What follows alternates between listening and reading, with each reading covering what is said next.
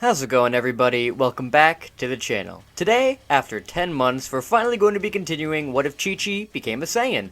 I've said this so many times now, but I'm very sorry that it's been so long since the last part. You won't have to wait nearly as long for the next part, don't worry. If you missed the last part, make sure to click the link up above to go and check it out. If you guys want to see another part to this, and that way you don't have to wait as long, then make sure to get this video to 300 likes. That way you know you want another part. Anyways, this video was a patron suggestion by my second longest patron, Patrick Sandlin. So if you want to become a patron and get your own What If video made just like this one, then make sure to join all these guys on screen here and become a patron. It would really mean a lot. You've all waited long enough now, let's get right back into the video. We last left off with Goku, Chi-Chi, Gohan, and Vegeta training together to get the Super Saiyan transformation, and to be ready for the androids. Vegeta is still off in space right now, dealing with the remnants of Frieza's empire and eventually King Cold himself, so he's gonna be out of this battle right off the bat since he's off in space. Everybody who showed up to the battle originally shows up, and Android 19 and 20 reveal themselves as normal. Goku, of course, wants to finish this quick and transforms into his brand new Super Saiyan transformation to battle Android 19. As he fights with the android though, the others notice that he is slowing down, and Chi-Chi and Gohan gasp as they realize what is happening. Goku forgot to take his heart virus medication, and the heart attack is beginning to set in. Android 19 begins to smack around Goku, who reverts back into his base form because of the strain. And our Super Saiyan Mama Chi-Chi ain't just gonna sit by and watch Goku get beat on. She transforms to her Super Saiyan form and goes to fight. Android 20 steps in the way, saying nobody's going to interfere with their revenge. This is when Chi-Chi delivers a powerful blow to 20's gut, surprising him on how powerful that hit was, and then she roundhouse kicks him away into the mountains. Chi-Chi then rushes over to 19 and begins to beat down on him. She's more of an out-there fighter than Goku, but she's not stupid, not going to let herself be grabbed by the android. She uses her ki to summon a battle axe akin to her father's, and slices off 19's hand so he can't absorb her energy. 19 then gets the absolute crap kicked out of him, and 20 comes in to stop Chi-Chi, until Piccolo and Super Saiyan Gohan step in the way, saying they don't think so. 19 is eventually destroyed by Chi-Chi's might, and then she joins her son and Piccolo, asking 20 if he really wants to try this. Goku wails in pain behind them, and Chi-Chi tells Gohan to quickly bring him home right now and give him its medicine. Jiro uses this distraction to fly away, and the others fly off after him. Jiro hides out in the mountains and goes to take Piccolo's energy as normal, though he telepathically communicates with Chi-Chi to get Jiro off of him. Chi-Chi doesn't give Piccolo a chance to fight and begins to beat down on Jiro herself, saying that they really hurt her Goku and killed her son in the future, so she's not going to let them hurt her family anymore. As Chi-Chi's beating on Jiro, future Goten arrives back on the scene, and informs the others that the androids they're currently fighting aren't the real ones. Piccolo asks him if he's sure, as how is it possible that these ones aren't the same? Goten says that he has no idea, but this isn't the android that he fought in the future. Jiro tries to plan to get away again, though this time Bulma is going to be showing up to distract him, as she's currently home at Capsule Corp babysitting baby Goten. Goten comes down to talk to Jiro directly, and asks him who he is and where Android 17 and 18 are. Jiro winces, as how can this teenager know about these two? It's impossible. Goten transforms to his own Super Saiyan form, and says he's not going to ask again. Jiro reluctantly reveals that they're both back at his lab, though they're too dangerous to control, so they're still in their pods. Goten feels a ray of hope.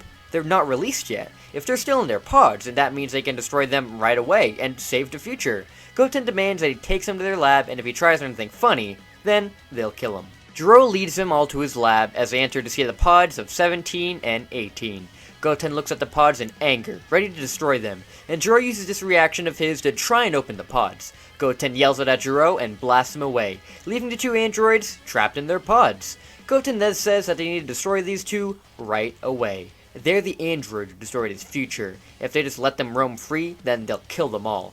Chi-Chi tells Goten to calm down, since if he tries to destroy the pods now, what if he's not powerful enough to destroy them while they're inside?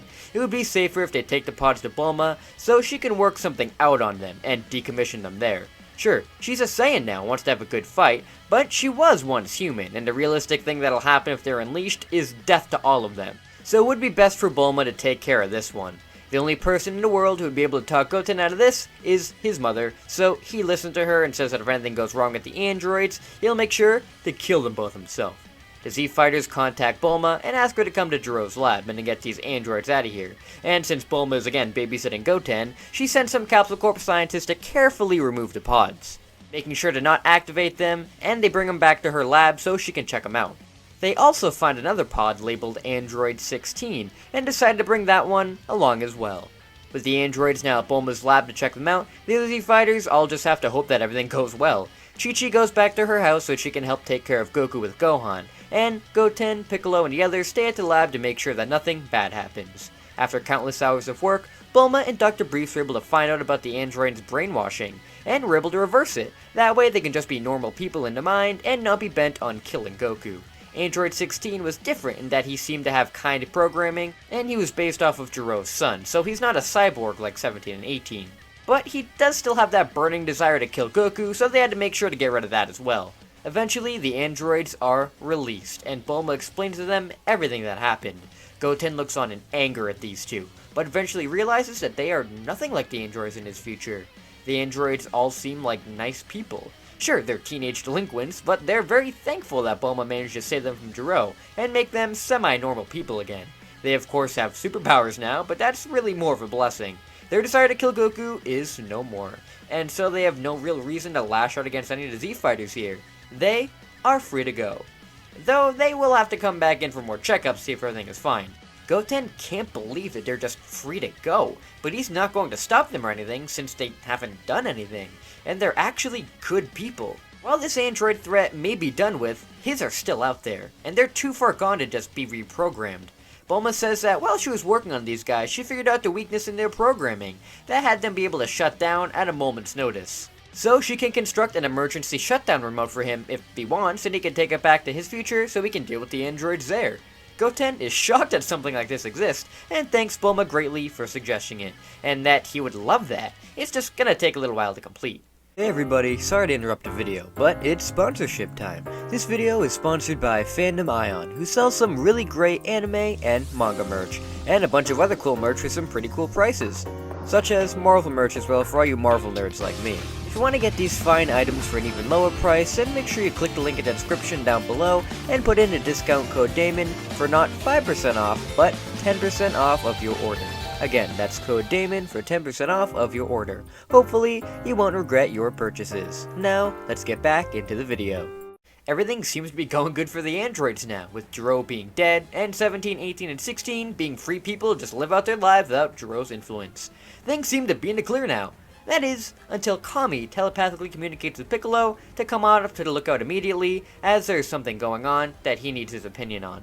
Piccolo goes to the lookout, and Kami shows him that there's a weird creature out there with immense power. Its power rivals even that of Goku and Chi-Chi, but it doesn't seem to be doing anything malicious. It's just walking around apparently looking for the androids. Piccolo asks how this thing knows about the androids, and Kami says he has no idea, and that's why he wants Piccolo to go and investigate it. Piccolo decides to go into Ginger Town to meet with this creature, the creature known as Cell. A very different Cell. Piccolo asks Cell who he is and how he knows about the androids. Cell corrects Piccolo, saying that it's she, and that she's looking to absorb them, that way she can achieve her perfect form. She reveals that she is another android from the future, and that she stole Goten's time machine to go back in time to find 17 and 18, since they were destroyed in her future. If she gets her hands on these two, then she can achieve perfection and maybe get a good fight with somebody. Piccolo is confused. This creature doesn't seem completely evil, and is acting pretty similar to Goku and Chi-Chi, who just want to have a good fight. Cell says that she's supposed to be the culmination of all of the Z Fighters' DNA, even Piccolo's, the Chi-Chi DNA in her being the strongest, as Chi-Chi is the most strong-willed out of all the Z Fighters. Jiro tried to make her into the ultimate evil creation, though he added too many good people into her to really get that way. Sure, Vegeta's in there somewhere, but he isn't really truly evil. She's mostly good, since there's one major person who is never added to her DNA. Frieza. You see, the only big reason Cell was insanely evil and wanted to destroy everything was because of Frieza's cells, which is what gave Cell the take over other planets mentality. I personally believe that if Frieza never got added to Cell's DNA, he wouldn't be as evil as he was in canon, since the canon Cell just wanted a good fight, and if Frieza and King Cold in him wanted him to destroy others and do evil deeds, since these two were insanely evil. Without that evil, the amount of good DNA inside Cell is much more, so that would really be pushed to the forefront and not all of Frieza's evil intent. Though, in this situation, Cell still has that desire to become perfect, and she's not going to let anybody stand in her way of achieving perfection. Piccolo says she can't just go and absorb the two androids, as if somebody like Bulma can help those two, then she can help Cell, but Cell says he's not stopping her. Unlike in canon, Piccolo hasn't fused with Kami here, so Cell will be able to easily beat on Piccolo a great deal and knock him out, flying over to West City, where Piccolo said the androids were last. Cell makes her way to West City looking for 17 and 18, and is able to track them down pretty fast, since the androids haven't exactly learned that they can fly yet. Cell begins to attack the androids, attempting to absorb them, and 16 helps them in fighting her off, since he's the strongest who is able to do something. Cell and 16 battle it out, causing a lot of destruction around the city, and alerting the remaining Z fighters in the city to go there. Goten rushes over first, as he believes it's the androids causing the damage, but he just sees them fighting this weird bug creature, and has no idea what's going on. 16 asks for some help from Goten, but Goten doesn't know if he should, as he still doesn't fully trust the androids. Cell takes his distraction from 16 to knock him away, and then launches a solar flare at Goten, 17, and 18. To make sure that they don't interfere. They all scream out, grabbing at their eyes, as Cell goes around to absorb both 17 and 18. Goten finally regains his vision, and the other Z fighters arrive to see the brand new creature in front of them. Cell has achieved her perfect form.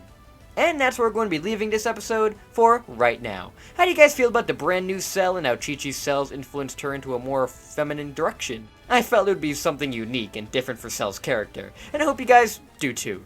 Next time, we'll be seeing if this new perfect Cell is going to turn to decide if her canon self did, and kill the Z-Fighters or not. You'll just have to wait and see. Remember to like this video and subscribe. If we can get this video to 300 likes, then I'll make sure to continue with this scenario. Thank you all so much for watching, and until we meet again. See you later!